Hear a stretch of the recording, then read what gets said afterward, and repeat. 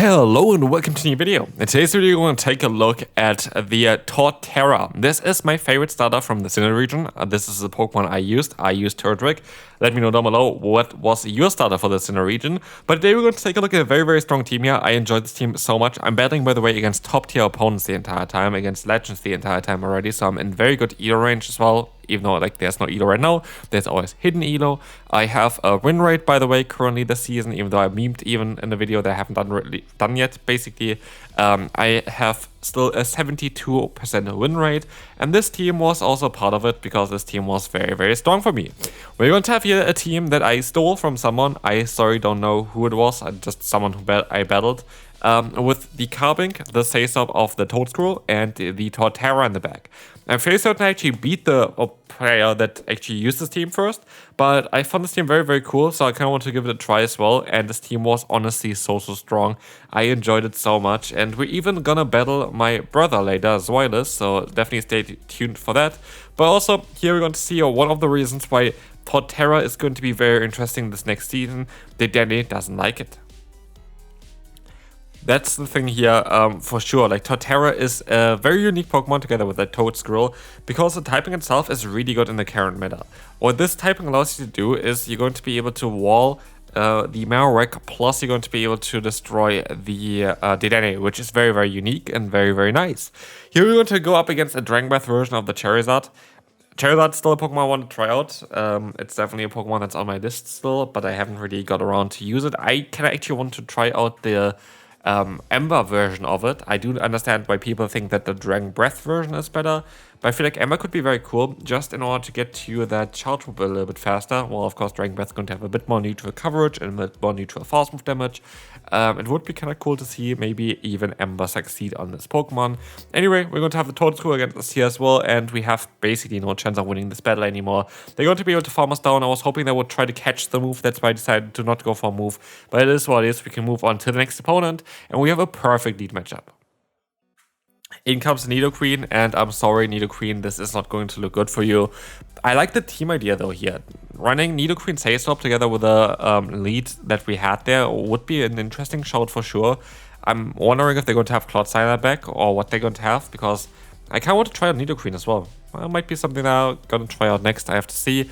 We're going to have here the Murkrow coming in. This is going to be an interesting Pokemon as well. And in comes, the Metang. I definitely wouldn't want to run Metang there, but this is going to be a good game, and I don't think the opponent's ever going to run this team again.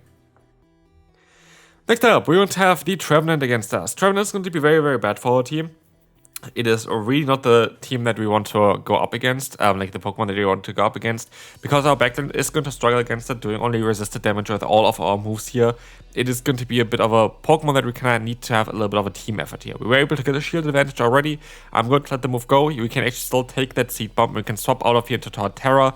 Torterra is usually my closer, in this case my Saysop, because I know that I have a bit more fast move pressure here, which is going to be more important in my opinion. In comes the Dewgong, and we have Frenzy Plant, and this is a big difference between also the Toadscrew and the Torterra is the damage that we can deal, and that Frenzy Plant just destroyed them. We are going to be able to get the farm on here as well, and in the back is going to be a Blastoise, which very likely is going to use a shield against a potential Frenzy Plant. It is just the Sand Tomb though to drop the opponent's defense guaranteed. We're gonna catch the move here as well from the opponent just to make it even clearer, and we're just gonna destroy them here fully. And again, by the way, I actually did have a tiny bit of lag in some of the battles I did today, which is like 2.5 sets, but nothing comparable to even last season, like absolutely not comparable. I just hope it's going to stay at this kind of rate here. I think the game is so much better now the way it is currently going. I hope it's gonna stay like this. Anyway, I'm so excited. I'm still so happy about the season. Like, honestly, here, by the way, we're going to have a team that is something I'm too scared to use. I'm honestly too scared to use this team. I would not run Empoleon and Altaria together if I was you. I honestly wouldn't. Like, the reason is kind of obvious, I think, because, yeah, what you have with them is a complete weakness against any kind of what's called, not called Carping, I want to say Dedenne. Dedenne is just going to destroy you. It's going to destroy your entire team there. If you face a Dedenne lead and you have this team, it's game over. Like, what are you going to do there? You literally have no play against it. And so that's why I don't really like that. And we see here Dragonair in the back. Dedenne is just going to destroy you. Like, Dedenne is going to search for you. Dedenne is going to be able to completely destroy there. So I wouldn't run the team that the opponent has here personally. And still, it's going to be a bit of a close one, but I still think we are going to be in an alright spot here, as we will see as well. There's going to be the full founding done as well. It's going to be alright, as you're going to have now the opponent coming in. We're going to be able to go for the Santum, get the shield, and we have to try to catch the move, which works out quite well. But can we still win the battle here? It is going to be a bit of a difficult one there, and as you see, we are going to be able to win this with a 1 HP and a Torterra. To be fair, Torterra is honestly amazing. Like, this Pokemon is so much fun to run, and I didn't think it would be as good as it is, but I think the meta itself is really where Torterra is shining right now. Torterra really enjoys the current meta. There are so many Pokemon that you're going to be able to counter, and again, we're going to see, by the way, all the battles I did today here are in this video. There's nothing cut out or anything like this, but we are going to be able to see here today as well some of the top matchups that this Pokemon going to have. Here we're going to see a Pokemon that's, I think, a team that's very likely weak to the Togekiss because they decided to stay in here. They're going to go into the Empoleon just to meet our Torterra, which is going to be great for us, as they are going to be able to go for that full farm on here, but not before they can go for another charge move. And this is most likely going to mean that this is going to be a good game and we cannot win this one, because what we'll see here next is going to be, of course, that Togekiss coming back in there. They're going to be able to very likely knock us out here, and we're going to be in a very bad spot. Our Sphere just barely not going to be enough to knock us out, and they're still going to be able to stop out. They have that Marowak in the back. There's nothing I can do here anymore. Good game to the opponent. It is very bad, but it is what it is. We are going to sadly lose this battle here, unless there's like a miracle happening, which is not going to be the case. So yeah, good game there, and we're going to let this move go. This is going to be sadly a loss, but we can move on to the next one. Yeah, we're going to see here as well that there's going to be the Toad School up now against the opponent's Marowak. We would ideally want to realign, but we cannot really do this. So yeah, as you can see here, the Rapids coming through. This is going to allow us to get the defense drop onto them, but yeah, again, it is not going to be ideal. They're gonna be able to get the KO here, and this is just not a great matchup for us. But at least they're going to be able to take that advantage now, hopefully farm them all the way down here. But they stop out in time, and that's actually really bad for us, because now we're going to still have that Altaria left in the back, and that is not going to work out that well. And I feel like all of my losses are kind of in the early video part here. By the way, you saw there, I lost one turn, I lost one fast move there, which is the first actual lag that really mattered to me. They are going to be able to get a little bit too much damage now onto me as well, which is kind of annoying. And I wonder if maybe the extra health would have helped me. Would very well be the case. But we see here, we're going to have the shield coming up. It's going to be that Sky Attack. And we're going to try to stop out, but we're just going to get completely hard rolled this battle. So there's nothing that I could have done there anyway. So, this is going to be the Togekiss matchup against the Carbink. I think someone is weak here. So, yeah, this is going to be a bit of an awkward one. RSA is coming through. We are going to have the Roxas coming in. And weirdly enough, the opponent is going to decide to use a shield and then swap out into a Gastrodon. I went into the wrong Pokemon. I show into my other Pokemon here. It would have been way better to go into the Toedscruel, because, yeah, we would have been able to just take the hits a bit easier. Now they have the option to realign. If they just shield this move up, they can realign themselves, but they don't. And so, I don't know why he did this. If I was them, I would have tried to realign myself, because also then they would have had, okay, at this point doesn't matter. Like, the opponent is just going to be too weak against our Carbink. Carbink is going to destroy them in any kind of way. We have the debuff onto them as well, and they're staying in here. As you'll see as well, I decided to even let this move go here. I'm just going to try to win this without even using shields. Like, what is going to happen here next? We're going to have the Toedscruel coming in against the opponent's Togekiss, and we're in such a good spot. Like, we're honestly in such a good spot. The opponent's going to go for the Dazzling Beam. Oh wow, it doesn't knock me out. I can go for the KOing here with the Seed Bomb. If they want to do that, they want to shield here, that's alright for me as well. We still have 2 shields left. What is going to happen next? We're going to have to use a shield now. Cool. Great. But there is nothing they can do. Like, there's literally nothing they can do. What I did here wrong is I should have went for the Moonblast. I kind of thought the opponent was at like low HP anyway, so it didn't really matter. But I didn't, and so that was kind of awkward. And so they're going to be able to still get some fast through. It didn't matter though, so yeah, good game to the opponent. Next up, we're going to have the Marowak here in the lead. Again, very, very bad. We're going to have the Torterra coming in. We can go for the rep, but not before the opponent can go for their own charge move there. This is going to be doing a lot of damage, for sure. And we will see here as well that this is going to be the rep coming in. That's going to get the defense drop there. And we will see as well that we're going to be able to go back into the Carbink. This is going to be okay. We are going to be able to let this move go. It is going to be the Aura Sphere. And we see here that they're going to go down here. We're still going to get to another move. It doesn't really matter. But we still have our Torterra against the opponent's Pokemon.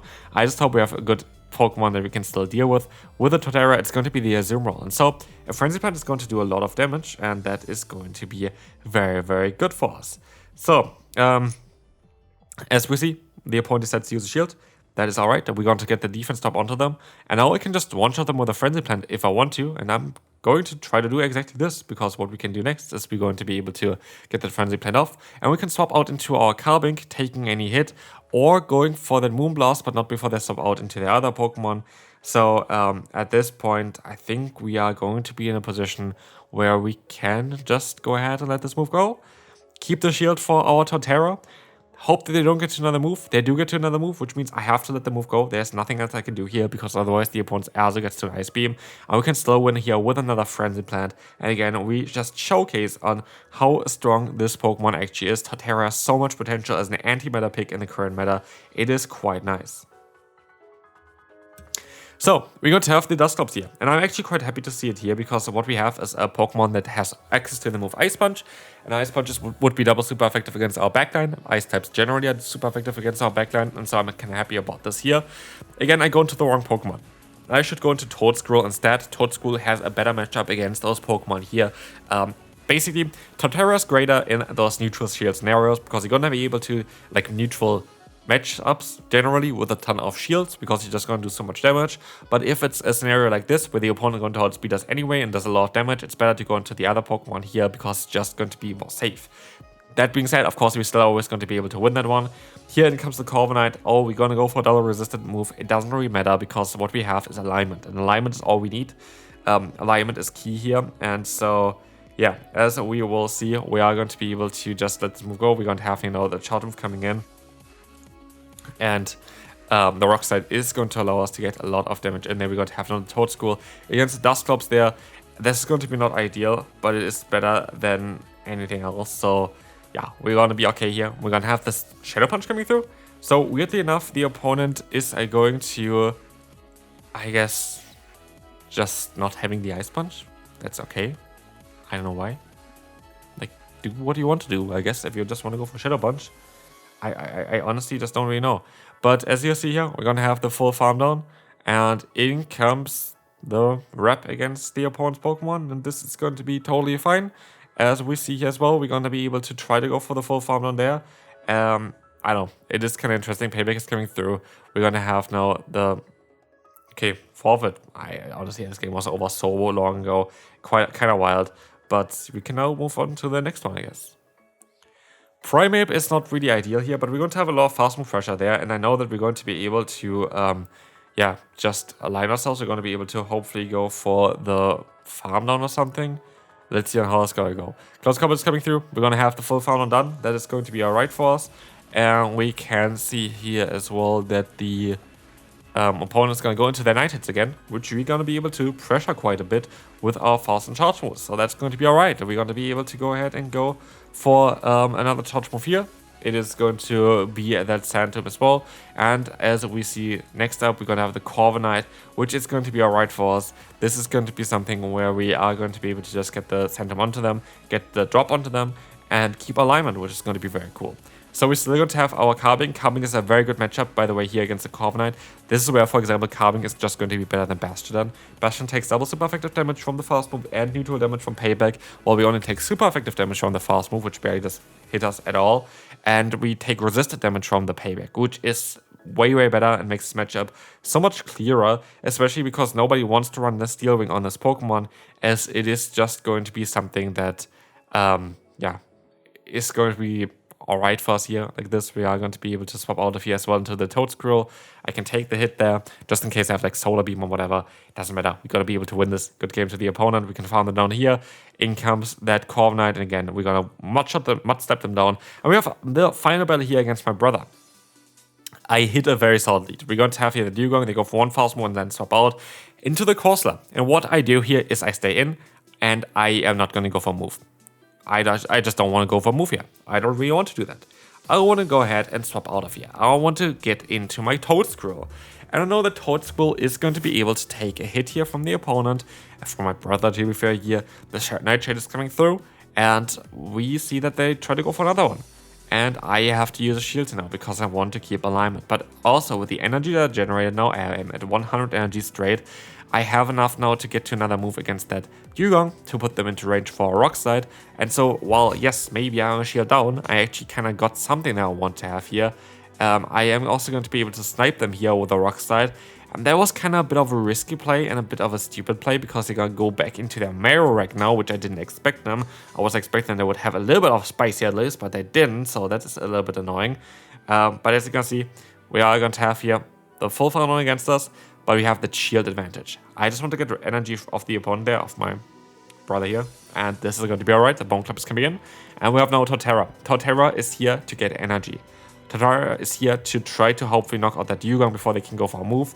And they stop out there into the Dugong and I luckily just barely get to the move off in time to get that KO. And with that, this game is going to be over as we are going to be able to reach another Frenzy Plant in time. Good game. This is going to be it for this video as well. Hope you enjoyed it. Torterra is great. The team is great. I had a ton of fun. I know why all the losses were in the beginning of this video, but it is what it is. Let me know down below what is your favorite Sinnoh starter and I will see you then. Bye bye.